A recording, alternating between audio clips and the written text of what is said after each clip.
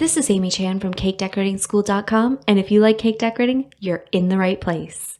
If you're interested in these products, check the links in the description. Isomalt. In this video, we're talking about the sugar substitute called Isomalt.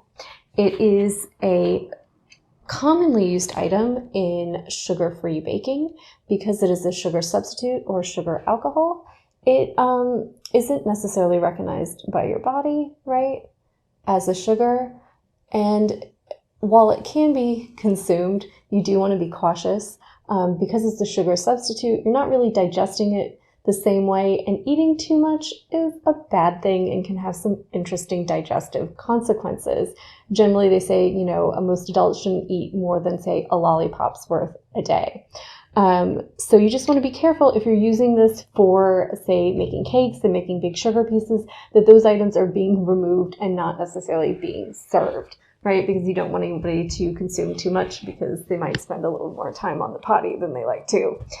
So one of the reasons you're going to want to use Isomalt when making sugar pieces and doing sugar work is it comes in these convenient forms, typically either crystals or nibs that are pre-cooked. So basically you can even melt these in the microwave and it'll give you a nice clear sugar syrup that's going to be easy to work with and will resist crystallization and is going to be less impacted by humidity and weather conditions and all sorts of things that you can run into when you're making sugar pieces or sugar sculptures that are going to give you some problems.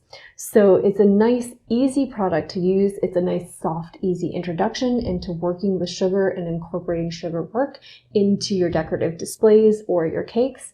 And it can be really fun to play with. I typically buy the clear nibs because they're easy to melt down and use, and they're also easy to color as well, meaning that you can buy the clear stuff and make a wide variety of colors. So I always keep a bag on hand. I also make sure that in between uses, I'm keeping that bag nice and sealed to keep this in good condition because humidity is always the enemy with sugar. If you enjoyed this video and you'd like more about the cake decorating materials and equipment we use, or just some inspirational videos about cake decorating itself, you can follow us on Insta or YouTube at Cake Decorating School.